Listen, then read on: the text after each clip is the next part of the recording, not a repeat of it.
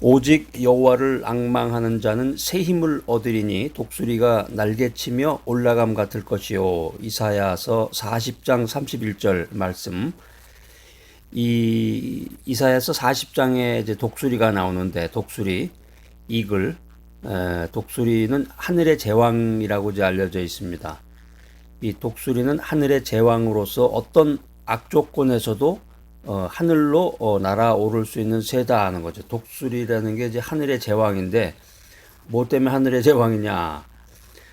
어떤 악조건, 조건이 안 좋아도 조건과 환경이 아무리 안 좋다고 해도 두 날개를 쫙 펴고서 하늘로 날아오르는 새다. 그래서 독수리를 가리켜서 하늘의 제왕이다. 이런 칭호를 붙여주고 있는데 가장 높이 날아오르는 새가 독수리라는 거죠. 이 독수리가 어떻게 두 날개를 펴고 하늘로 비상해서 가장 높이 날아오를 수가 있을까? 하늘 높이 독수리가 날아오르려면 계속 이게 날개짓을 하면서 땅에서부터 하늘까지 올라가려면 힘들 텐데 이게 보통 에너지가 소비가 되는 게 아닐 텐데 이 어떻게 그렇게 높이 날아올 수 있을까? 독수리가 처음에는 땅에서 날아오를 때는 날개짓을 합니다. 그런데 이게 이제 어느 정도 높이에 올라가면은 상승기류를 타요. 상승기류를 타고 비행을 한다는 거죠. 이게 참새는 계속 날개짓을 해야 되는데 독수리는 큰 날개가 있기 때문에 큰 날개를 쫙 펴고 여러분 한번 본 기억이 있으실 거예요. 이런 저 야외나 아니면 미국 같은 그런 평원 같은 데 가보면 그런 광경을 많이 보게 되는데 큰 날개를 펴고 쫙 그 상승기류를 타고서 높이 날아오른다. 창세기 12장에 보면은 하나님께서 믿음의 조상 아브라함을 부르시면서 가나안 땅으로 가라 이런 명령을 내리십니다. 여호와께서 아브라함에게 이르시되 너는 너의 고향과 친척과 아버지의 집을 떠나 내가 네게 보여줄 땅으로 가라. 하나님의 비전을 이루려면 가야 된단 말이에요. 떠나서 가야 된다. 근데 이게 창세기 12장 1절에 나오는 이 말씀이 참 엄청난 메시지예요.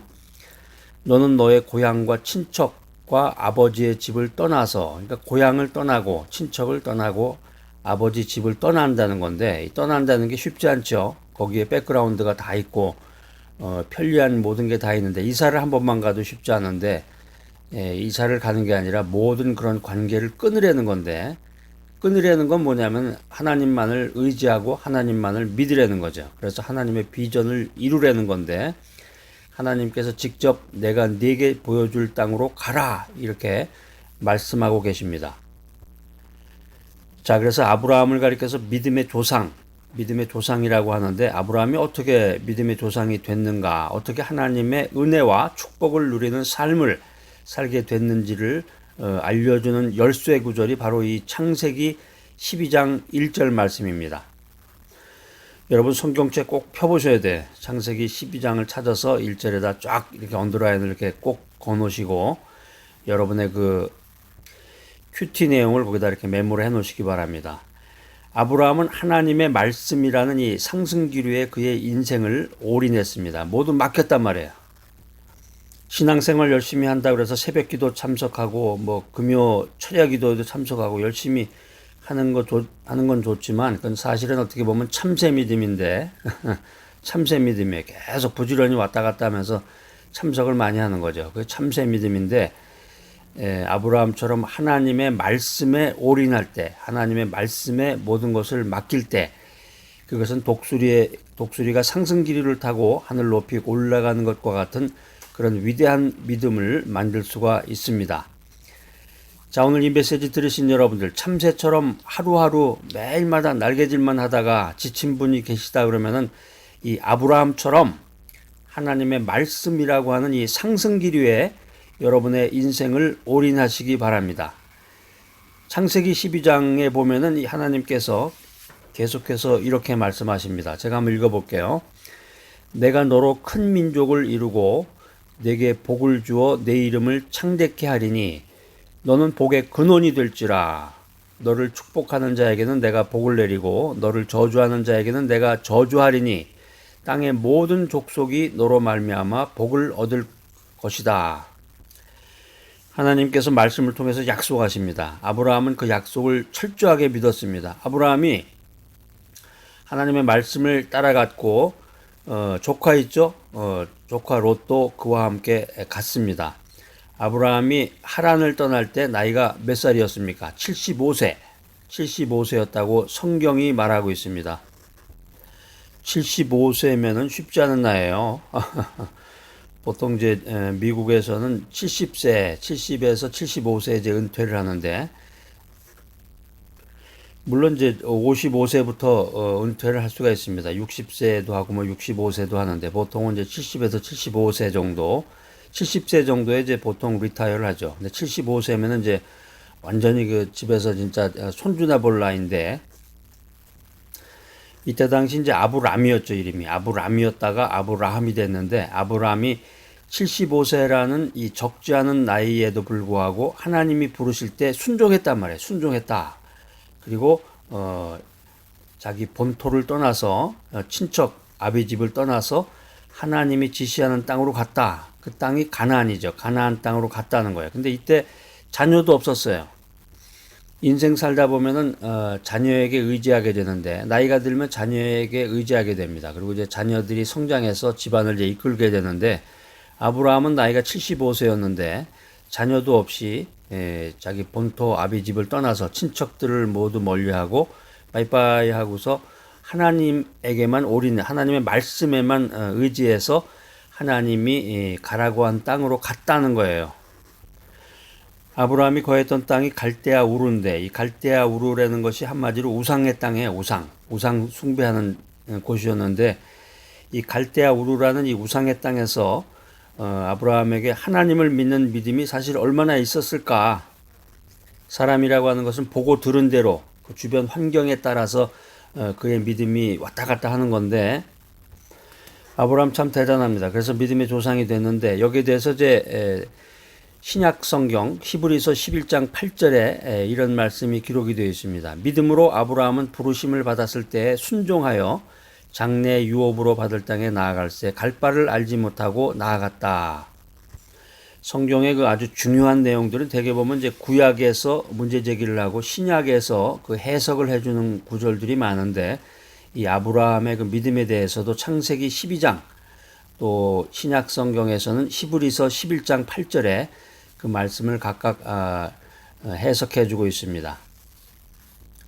한마디로 약속과 순종인데, 하나님의 약속과 아브라함의 순종인데, 아브라함은 하나님의 부르심에 전적인 순종의 자세로, 순종의 자세로 고향을 떠나서, 고향이라는 건 자기의 모든 그 기반이 있었던, 자기의 모든 인간적인 걸 내려놨다는 얘기죠. 고향을 떠났다는 말 자체가 자기의 그 인간적인 모든 것을 내려놓고 하나님만 의지했다는 거예요. 고향을 떠나서 약속의 땅, 곧 비전의 땅으로 갔다는 것입니다. 자신의 인생 백그라운드, 자신의 신앙 배경이 변변치 않다. 인생 배경이 변변치 않다. 이런 생각을 하시는 분이 있다 그러면 오늘 아브라함처럼 하나님께 올인하시기 바랍니다. 하나님의 약속에 순종하시기 바랍니다. 자, 이야기가 계속 전개가 됩니다. 믿음의 사람 아브라함의 모든 삶이 이 순종을 통해서 인간적으로 형통했을까? 성경은 그렇게 얘기하지 않습니다. 가나안에 기근이 들었는데 가나안으로 가라 그랬는데 하나님께서 가나안으로 가라. 그러면 거기에 가면은 아주 명품 옷에 아주 그냥 진귀한 기름진 옷을 기름진 먹을 것을 먹으면서 유럽차를 몰면서 아주 멋있게 살 것이다. 이런 내용이 아니에요. 가나안에 갔더니 거기에 기근이 들었어요. 가나안에 기근이 들어서 먹고 살기 위해서 애굽으로 갔다는 거죠. 이집트. 애굽으로 떠나야 했던 그런 엄청난 사건이 벌어집니다. 아브라함이 애굽으로 내려가서도 또 자기의 아내로 인해서 거짓말을 하게 돼요. 아브라함의 아내 사라가 아주 미인이었는데 아내의 아름다움 때문에 생명의 위협을 느끼고 바로에게, 그 왕이 이제 그 아내를 탐냈단 말이에요. 예쁘니까. 그래서 아내의 아름다움 때문에 생명의 위협을 느낀 아브라함은 바로에게 자기 아내를 누이라고 거짓말을 하게 됩니다. 하나님의 사자가 아브라함에게 아들이 있을 거라고 약속했지만 아브라함과 사라는 믿지 않았어요. 이것도 참 굉장히 인간적이고 재미있는 흥미있는 내용인데 하나님이 아브라함한테 내 고향 본토 아비집을 떠나서 내가 네게 지시하는 땅으로 가라 그랬을 때 순종을 했는데 하나님의 사자가 너에게 아들이 있을 거다. 네가 나이는 많지만 나이가 이제 75세 나이는 많지만 아들이 있을 거다 이렇게 약속을 했지만 믿지 않았다는 거예요. 그렇지만 하나님은 그의 가정을 지켜주셨고 아브라함의 가정을 지켜주셨고 아들을 주셨다. 하나님의 신실하심이죠. 약속을 지키시는 하나님. 아브라함을 아브라함 되게 하신 이가 누구십니까? 그의 실수를 묵인하시면서 그를 지키시고 보호하신 이가 누구십니까? 하나님이시더란 말이에요. 하나님이시다. 아브라함이 아브라함 자신이 잘나서 믿음의 조상이 된 게 아니라는 거죠. 아브라함은 별 볼 일 없었던 말이에요. 처음에 아까 말씀처럼 그 아브라함이 살았던 그 갈대아 우루 우상의 지역이었단 말이에요. 우상의 지역.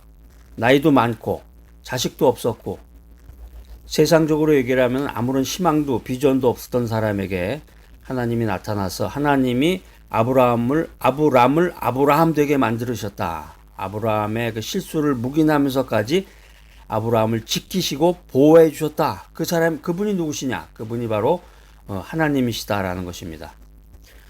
여러분 어떻습니까? 여러분을 여러분 되게 만드시는 분, 여러분의 실수, 나의 인간적인 실수에도 불구하고 나를 지키고 나를 보호해 주시는 분이 누군가? 그분이 바로 전능하시고 나에게 비전을 주시는 하나님이심을 믿으시기 바랍니다. 이걸 믿어야 된단 말이에요. 이걸 믿어야 된다.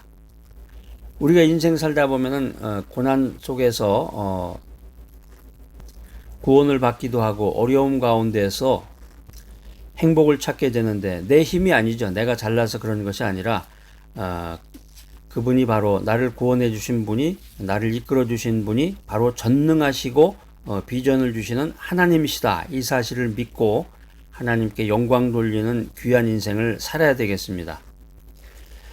믿음 생활, 신앙 생활이라고 하는 것은 내가 믿음이 좋아서 내가 잘나서 그러는 것이 아니죠. 내가 날개짓을 잘해가지고 하늘 높이 올라가는 게 아니라 상승기류를 탄 거란 말이에요. 상승기류. 하나님의 말씀, 하나님의 은혜로 하나님이 올려주셔야 내 믿음 생활이 가능하다. 이것을 믿어야 되겠습니다.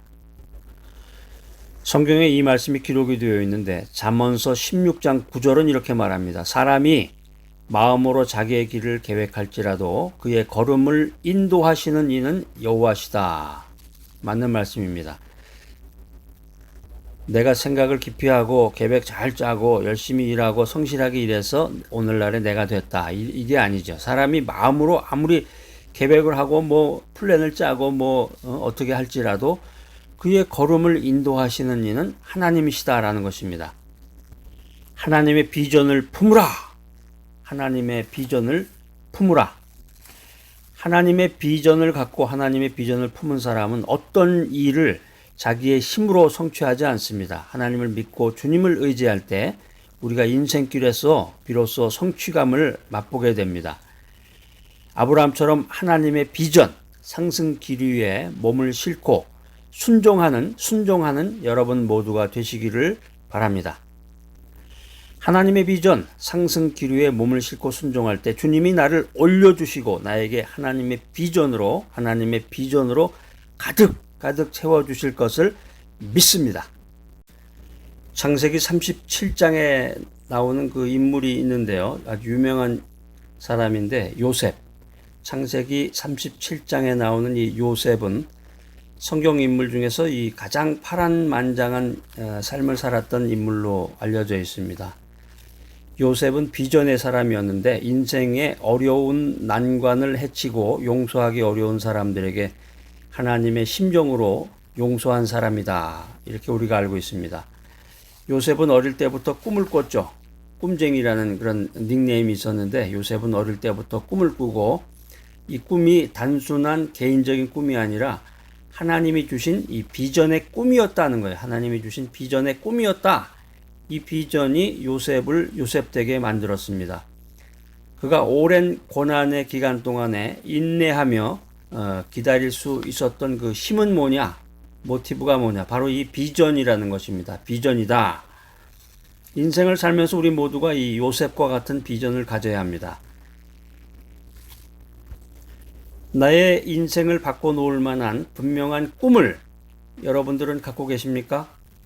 주님의 뜻을 깨닫고 주님께 영광을 돌릴 비전을 가져야 합니다. 그렇기 때문에 이 하나님의 비전은 우리 믿음 생활, 신앙 생활 가운데 반드시 그리고 분명히 있어야 한다는 것입니다. 이 세상에서 위대한 사람은 소유와 죽음을 초월한 사람입니다. 그리고 더 위대한 사람은 비전을 소유한 사람입니다. 돈을 갖는 것, 소유와 죽음을 초월했다. 아주 위대한 사람인데 그 사람보다 더 위대한 사람이 있다 그러면 비전을 소유한 사람이다 라고 하는 것입니다. 그렇기 때문에 꿈이 없는 사람, 비전이 없는 사람은 죽은 사람이다 라는 것입니다. 이 비전이라고 하는 것은 사람의 마음을 사로잡고 엄청난 잠재력을 폭발시키는 도화선이 될 수가 있습니다. 지금으로부터 148년 전인 이 1871년 10월 8일 토요일부터 10월 10일 화요일까지 이 미국의 일리노이주 시카고에서 대화재가 발생했습니다. 이게 아주 어마어마한 화재입니다. 토요일부터 시작해서 화요일까지 불이 났는데 아주 유명한 사건인데 이 화재로 300명이 죽고 10만 명 이상이 집을 잃고 홈리스가 됐습니다. 모두가 잿더미가 되고 타버려서 이 비탄에 빠져 있을 때 한 가게에 이런 안내문이 붙여졌습니다. 우리 가게가 이번에 몽땅 불에 타버렸습니다. 그러나 우리의 비전은 아직 타지 않았습니다. 그래서 우리는 내일부터 바로 정상 영업을 시작하겠습니다. 사랑하는 여러분, 이 비전이라고 하는 것은 어려울 때 필요한 것입니다. 상황이 어렵다고 해서 비전을 창고에다가 방치해 놓는다면 그것은 비전이 아니겠죠.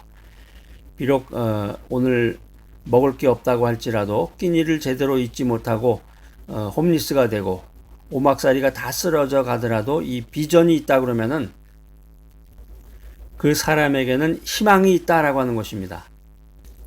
그래서 그 희망을 바라보면 어려움을 극복해 나갈 수가 있을 것이다.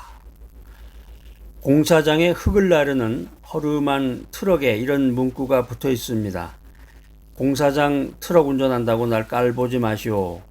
이래봬도 내 큰딸은 스카이 대학에 다니고 작은 아들은 아이비리그 대학에 다니고 있습니다. 자식의 미래를 준비하는 아버지이기에 그 사람은 자부심을 갖고 이 힘든 상황을 즐거운 마음을 가지고 이겨낼 수 있었던 것입니다. 현재 상황이 어떠냐? 현재 상황이 얼마나 힘드냐? 또 이런 것과 비전이 있느냐 없느냐? 이건 전혀 다른 거예요. 어려울 때일수록 비전이 필요하다는 것입니다. 어려울 때일수록 비전을 가져라. 여러분 비전이 무엇입니까? 여러분 인생에 이루어야 될 소명이 무엇입니까? 아침에 출근하는 사람에게, 아침에 출근하는 직장인들에게 왜 출근하십니까? 이렇게 묻는다면 뭐라고 말할까요? 몇 사람이나 행복을 찾기 위해서 출근한다고 말할 수 있겠습니까? 또 하루 일과를 모두 마치고 집으로 향하는 사람들에게, 집으로 향하는 직장인들에게 행복하십니까? 오늘 행복하셨습니까? 이렇게 묻는다면 뭐라고 그럴까요? 몇 사람이나 만족하고 행복했다고 대답을 하겠습니까?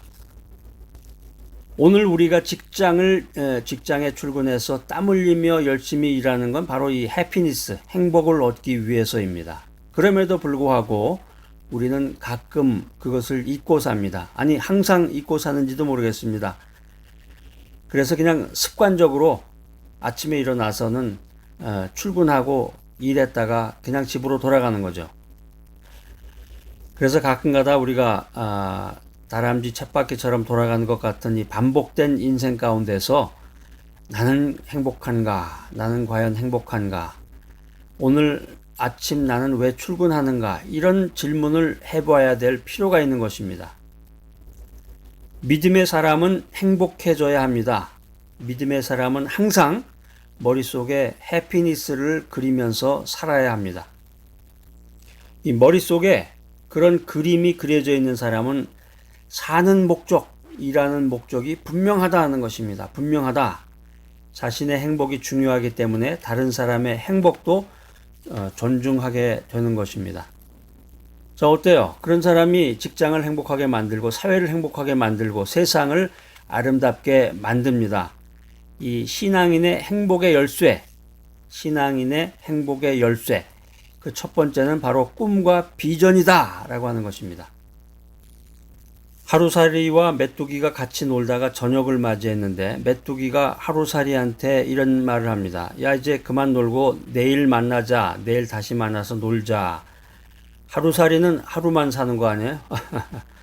하루살이가 그 말을 듣고 내일이 뭐니? 내일이 무슨 말인지, 하루살이는 내일이 무슨 말인지 알 수가 없었죠. 내일이 있는 인생에 행복이 깃듭니다. 내일이 없는 인생은 죽음과도 같은 삶입니다. 우리 믿음의 사람, 신앙인들에게 이 투마로우, 내일이라고 하는 것이 무엇입니까? 내일이 뭐냐? 개인적인 목표가 내일이 될 수 있겠죠. 그것이 없다면 내일이 없는 하루살이와 같은 인생이 될 것입니다. 내일이라고 하는 것은 오늘 손으로 잡을 수가 없는 것입니다. 내일이라고 하는 것은 만질 수도 없지만 분명히 존재하는 꿈이다. 투마로우, 내일이라고 하는 것은 바로 비전이다는 것입니다. 이 비전이라고 하는 게 공기와 같아요. 공기. 우리가 잠시도 마시지 않으면은 살 수 없는 것. 공기와 같은 것이 비전이다. 도무지 기대할 내일이 없다. 꿈이 없다. 비전이 없다. 이거 참 엄청난 비극입니다. 엄청난 비극이에요. 돌을 깨고 있는 이 세 사람의 석공에게 당신 지금 뭘 하고 있습니까? 이렇게 물어보니까 첫 번째 사람이 이래요. 돌 깨고 있지 않소? 뭘 물어봐요? 지금 돌 깨고 있는데. 짜증나네. 두 번째 사람이 이렇게 얘기를 합니다. 보면 몰라요? 먹고 살려고 이 짓 하고 있어. 퉁명스럽게 대답하네요. 세 번째 사람이 말합니다. 저는 지금 하나님의 성전을 짓고 있답니다. 첫 번째 석공은 자신이 하는 일을 잘 알고 있는 것 같지만 왜 그 일을 하는지 모르는 사람이죠. 두 번째 석공은 왜 그 일을 하는지는 알지만 그 목적이 꿈도 비전도 아니다. 세 번째 석공은 머릿속에 미래를 향한 이미지를 그리고 있고 자신이 하는 일이 어떤 의미를 갖고 있는지를 분명히 아는 사람이다라는 것. 분명히 아는 사람이다. 이런 사람은 일하는 자세라든가 일하는 그 마음가짐이라든가 일의 수준과 성과가 다르겠죠. 뭐가 달라도 확실히 다르다는 거예요. 확실히 다르다. 비전과 꿈이 있는 사람에게는 내일을 향한 설레임과 두근거림이 있습니다. 여러분 예전에 초등학교 때 소풍 간다 그러면은 두근두근거리잖아요. 자, 내일 무슨 일이 있을까? 설레기도 하고 호기심도 갖고 비전과 꿈이 있는 사람에게는 내일을 향한 이 설레임과 두근거림이 있다라는 것입니다. 그것이 바로 이 삶의 원동력이 됩니다. 삶의 원동력이 됩니다. 자, 여러분들은 어떤 설레임과 두근거림으로 기도하고 계십니까? 어떤 설레임과 두근거림으로 내일을 기대하고 계십니까? 가슴에 비전을 품고 살아가는 사람 옆으로 한번 가보시기 바랍니다. 슬며시 가보면은 뚜렷한 비전을 갖고 사는 사람을 만나게 되면 그 사람의 눈빛이 다르다는 걸 알 수가 있죠. 가치 있는 비전을 가진 사람을 만나게 되면은 그 사람과 서로 나누는 그 대화 내용이 다르고 그 사람의 제스처와 행동이 다르다는 거예요. 비전이 없는 사람, 꿈이 없는 사람은 삶에 지쳐서 습관적으로 살아가게 됩니다. 여러분의 비전은 무엇입니까? 여러분 인생의 꿈은 무엇입니까? 우리가 살아가면서 이제 힐링하는 방법이 여러 가지인데 그 식물을 재배하는 것을 통해서 그 많은 힐링을 체험해 볼 수가 있습니다. 우리가 흔히 이제 화초를 가꾼다고 그러는데 여러분 한번 기회가 되시면 씨앗을 한번 뿌려보시기 바랍니다. 이 씨앗을 뿌리면 씨앗은 땅에 곧 파묻히게 됩니다. 씨앗이 땅 속으로 들어가야 되겠죠. 씨앗이 땅 위로 올라가 있으면 새가 와서 쪼아 먹던가 햇빛에 타서 씨앗이 죽어버리죠. 씨앗을 뿌리면 씨앗은 땅에 파묻히고 맙니다. 차갑고 한번 상상해 보세요. 여러분이 씨앗이 되셔가지고 한번 상상해 보세요. 차갑고 어둡고 습한 이 땅 속에 생매장이 된 거야. 생매장이 된 채 지내온 씨앗이 어느 날 싹을 내고 세상으로 솟아납니다. 씨앗이 그토록 바깥 세상을 그리지 않았다면은, 고통의 세월을 참고 기다리지 않았다면은 그 씨앗은 땅 속에서 이미 오래전에 썩어버렸을 것입니다. 비전을 품은 사람은 쉽게 무너지거나 쉽게 포기하지 않습니다. 비록 감옥에 갇힌 죄수일지라도 비전이 없는 사람은 날마다 감옥 창살을 바라보면서 신세 타령을 하지만 비전을 품은 사람은 감옥 창살 밖에 하늘과 세상을 바라보면서 그 창살 밖으로 나가서 살아갈 미래의 날들에 대한 이 희망을 갖는다라는 것입니다. 꿈과 비전을 품은 사람은 판단이 신속하고 행동에 일관성이 있습니다. 우리 주변에 보면은 판단이 흐리멍텅한 사람 많죠. 판단을 잘못하는 사람. 특별히 인간관계에 있어서 장기적인 그런 생각을 가지고 오랫동안 그 인간관계 가질 생각을 가지고 판단을 해야 되는데 어리석은 판단을 하는 사람이 있고 행동에 일관성이 없단 말이에요. 내가 당신에게 관심이 있습니다. 나는 당신을 사랑합니다. 난 당신을 도울 것입니다. 그렇지만 실제로 어려움이 있을 때 외면하는 사람, 이런 사람은 꿈과 비전이 없다는 거죠. 내일과 미래에 대한 꿈과 비전이 없는 사람이에요. 이 꿈과 비전을 품은 사람은 어떤 상황에 처해도 고민하지 아니하고 신속한 판단, 일관성 있는 행동으로 자기의 꿈과 비전을 이루게 됩니다. 그 사람에게는 인생의 목표가 분명하기 때문에 그래요. 꿈과 비전을 품은 사람은 시간과 노력과 땀을 낭비하지 않습니다. 왜냐하면 한 곳에 집중하기 때문입니다. 꿈과 비전을 품은 사람은 내일을 위해서 기도합니다. 내일을 위해서 기도한다. 내일을 기다리며 오늘을 살아간다. 그래서 꿈과 비전이 있는 사람을 보면 세상을 보는 눈이 다르단 말이에요. 세상을 보는 눈이 다르다. 우리가 멀리 내다볼 줄 알아야 되는데 나무만 보고 숲을 보지 못하는 거죠. 이 전체를 봐야 되는데 인생살이도 바로 눈앞에 오늘 살아야 될 일만 생각할 게 아니라 롱텀을 생각해야 된단 말이에요. 3달 뒤, 한 달, 3달 뒤, 1년 뒤, 3년 뒤, 10년 뒤 이렇게 긴 세월을 보면서 인생을 살아가야 되는데 인디언 아파치족이 추장을 뽑게 됐는데 최종 선발된 3명의 후보가 뽑혔습니다. 그래서 최종 선발된 이 3명의 후보가 아주 높은 산의 정상에 갔다 오는 그런 경주를 벌이게 되었습니다. 하루가 지나니까 한 명의 후보가 돌아왔습니다. 첫 번째로 도착한 그 후보가 높은 산에서 뽑은 그 작은 풀을 증거물로 내놨어요. 자, 올라갔다 왔어요. 두 번째 후보가 헐레벌떡 들어왔는데 그는 산 정상에 작은 돌멩이 하나를 가지고 왔습니다. 자, 보세요. 갔다 왔습니다. 마지막 후보가 들어왔는데 빈손으로 들어왔습니다. 사람들이 보고 아유 저건 엉터리인가 보다, 틀렸나 보다 그랬는데 이 사람이 추장님, 우리는 내년 봄에 저 산 너머 들로 이사 가야 할 것 같습니다. 거기에 보니까 좋은 평야와 강이 있습니다. 자, 여러분 누가 추장이 되어야 되겠습니까? 마지막 세 번째 후보가 산 정상으로 가서 그 산 너머를 보면서 꿈과 비전을 얘기를 했죠. 자, 여러분 행복해지고 싶습니까? 그러면 지금 당장 다람쥐 쳇바퀴 같이 돌아가는 이 삶의 바퀴를 세워놓고 내일을 생각하고 내일을 그려봐야 합니다. 지금 당장만 생각할 게 아니라 주판알만 튀기면서 오늘 당장 살아갈 일, 오늘 이번 달 살아갈 일만 생각할 게 아니라 롱텀을 생각해야 된단 말이에요. 롱텀을. 사람의 존재 가치는 그 사람이 가지고 있는 돈이라든가 높은 지위라든가 명예라든가 이런 것이 아니라 사람의 존재 가치는 그 사람이 품고 있는 이 비전의 종속이 된다라고 하는 것입니다. 비전을 품으라. 전능하신 하나님께서는 나를 위해서 위대한 계획을 갖고 계십니다. 하나님을 만나라. 하나님을 만나시기 바랍니다.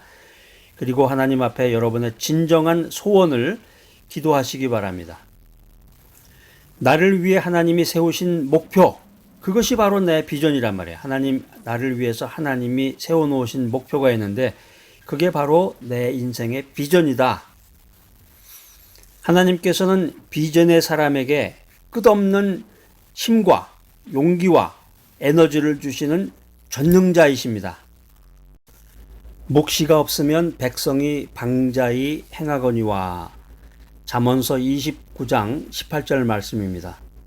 우리가 인생 살아가는 데 있어서 가장 중요한 요소 중에 하나가 비전이다라고 하는 것입니다. 비전. 믿음 생활에 있어서 가장 중요한 요소도 바로 비전입니다. 비전. 이게 이제 개인뿐만이 아니라 공동체에게도 이게 적용이 되는 건데, 교회가 하나님이 기뻐하시는 참된 교회가 되기 위해서는 가장 중요한 요소 중에 하나가 바로 비전이다. 교회 비전이 없다. 교회로서의 그런 역할을 제대로 감당할 수가 없는 거죠. 죽는 날만 기다린다. 그래서 요즘은 그 교회의 그 공동 묘지가 있는, 교회 묘지가 있는 교회가 인기라고 그래요. 거기 교회 다니다가 죽으면 거기 묘지에 묻힐 수가 있으니까. 여러분의 비전은 무엇입니까? 여러분이 섬기는 교회의 비전은 무엇입니까? 비전은 참 중요하다. 인생 살아가는데 제일 중요한 것이 비전이라고 했는데, 근데 또 아이러니하게도 오늘날 가장 오해되고 있는 부분 중에 하나가 바로 이 비전이다라고 하는 것입니다. 비전. 왜 그러냐면 이 사람들이 꿈은 이루어진다, 이런 얘기 많이 하죠. 꿈은 이루어진다.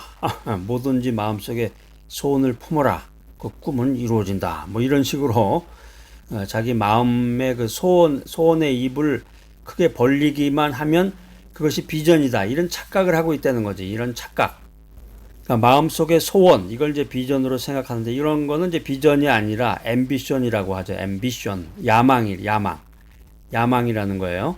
그러니까 성경적 의미의 비전이라고 하는 것은 하나님께서 하나님의 목적을 내게 보여주신 것입니다. 다시 말하면 이 비전이라고 하는 것은 내 꿈과 목적과 야망이 아니라 하나님의 꿈과 하나님의 목적이어야 한다라고 하는 것입니다. 그것이 나에게 말씀과 기도를 통해서 계시로 보여줘야 합니다. 성경적인 관점에서 올바른 비전은 내가 하나님을 위해서 세운 목표나 비전이 아니에요. 내가 억지로 막 쥐어짜가지고 이렇게 만드는 게 아니라 하나님이 나에게 보여주신다는 거예요. 비전을. 하나님의 목적과 비전이 바로 나의 비전이 되어야 된다. 이 비전이 하나님의 계시다라는 것입니다. 잠언 29장 18절 말씀 제가 다시 한번 읽어보겠습니다. 묵시가 없으면 백성이 방자히 행하거니와.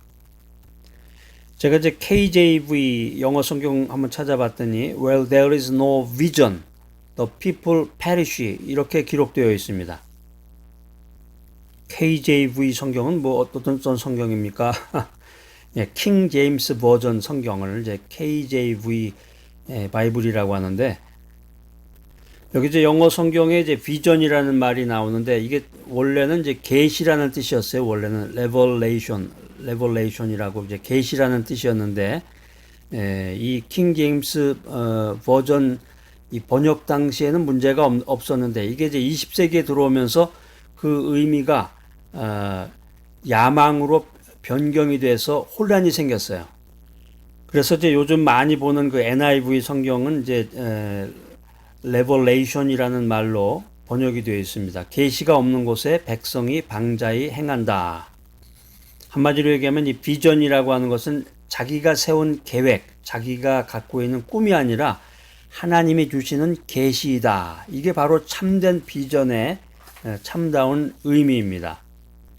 성경적 의미에서의 진정한 비전은 하나님이 하나님의 목적과 의도를 나에게 보여주신 거라는 거, 보여준다는 거죠. 계시라는 게 보여주는 거니까. 이게 성경적 비전의 참된 뜻이다라고 하는 것입니다. 믿음이 신실한 성도들이 꼭 가져야 될 덕목이 성경적인 비전인데, 이런 비전에 대한 올바른 이해는 리더십에 대한 올바른 이해와도 일맥상통하고 있습니다. 이 영적 리더십의 메인 미션, 중심 임무는 하나님의 목적인 이 비전을 향해서 하나님의 백성들에게 영향력을 미치는 것입니다. 교회에 보면 이제 다양한 직분이 있죠. 뭐 안수 집사, 이제 서리 집사부터 해가지고 서리 집사, 안수 집사, 이제 권사, 장로, 아주 다양한 직분과 타이틀이 있는데, 목사도 이제 부목사가 있고 담임 목사가 있고. 그런데 이 리더십이라고 하는 것은 이 직분이나 직책이 아니라 영향력이다. 영향력. 예를 들어서 내가 이제 교회 장로다.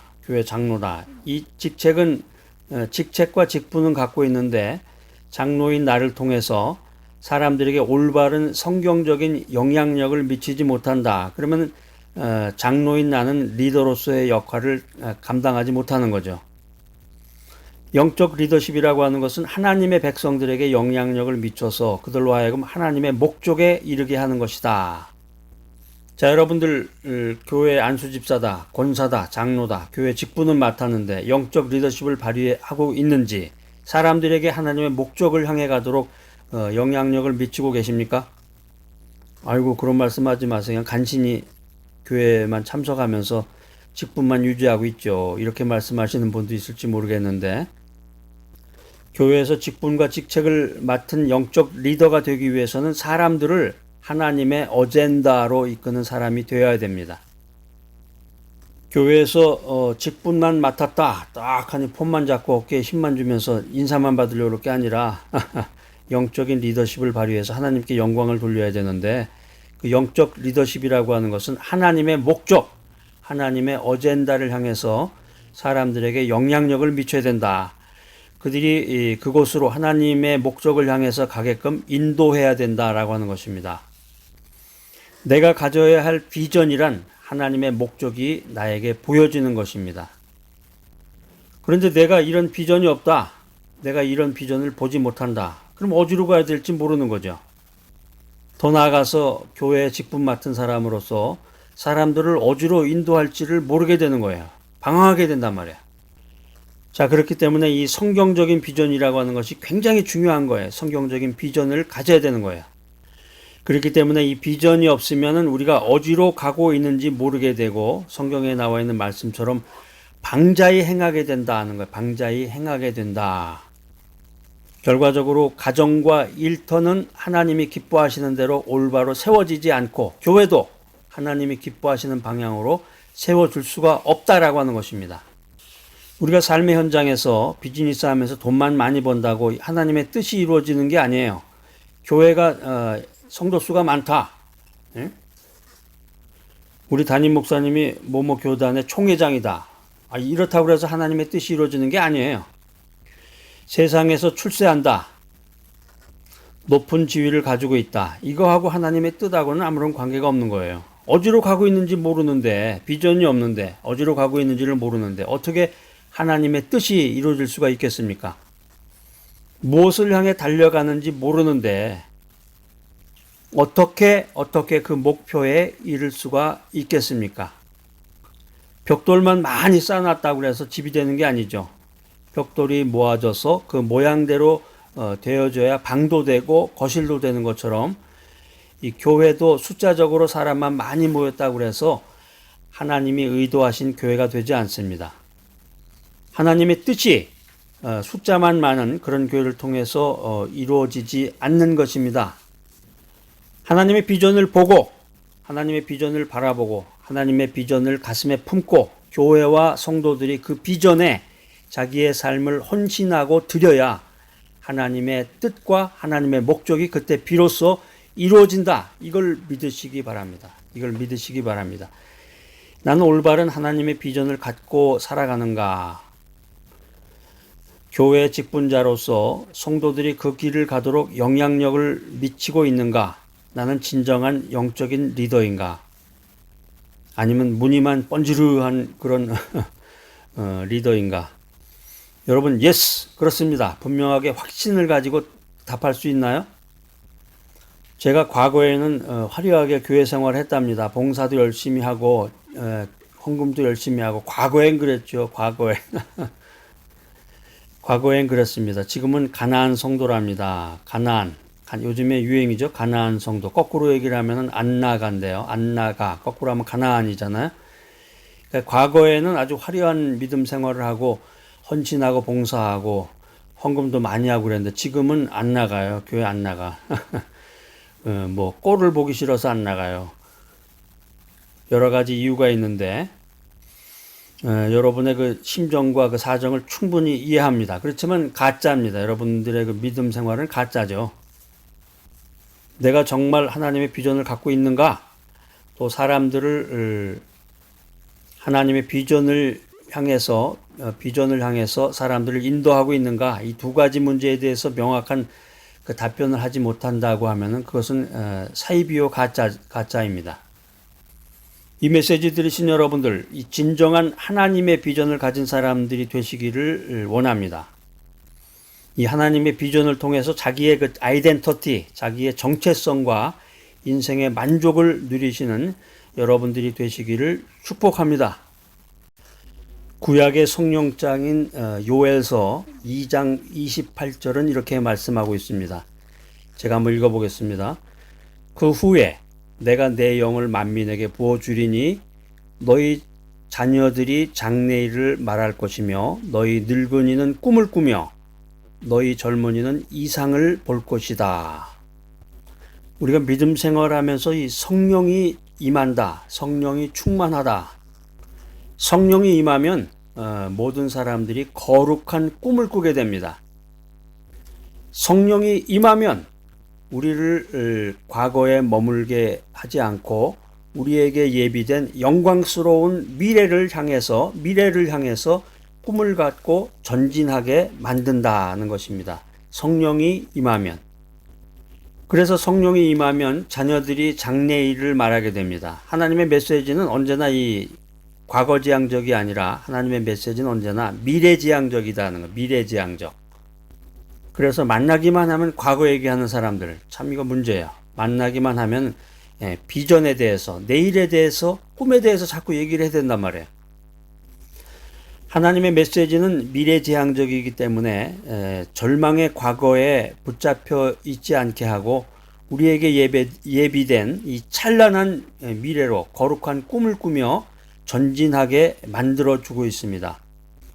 하나님의 위대한 메시지는 미래지향적이기 때문에 이 자녀들이 내일에 대한 꿈을 이야기할 수 있게 하고 그 꿈에 대한 마음속에 이 벅찬 감동을 가지고 믿음으로 전진하게 만들어줍니다. 그러니까 어떻게 보면 이 믿음 생활이라는 게 가슴 벅찬 감동이 있어야 되는데 감동을 하지 못하는 사람이 많죠. 주변에 보면. 그러니까 감격하고 감사하고 감동하는 이 마음, 이 필링인데 필링. 이게 부족하거나 이게 없는 사람은 사실 죽은 사람이나 마찬가지예요. 항상 기도하고 말씀 안에서 하나님 중심으로 인생을 사는 사람은 이 감동이 있단 말이에요. 벅찬 감동이 있다.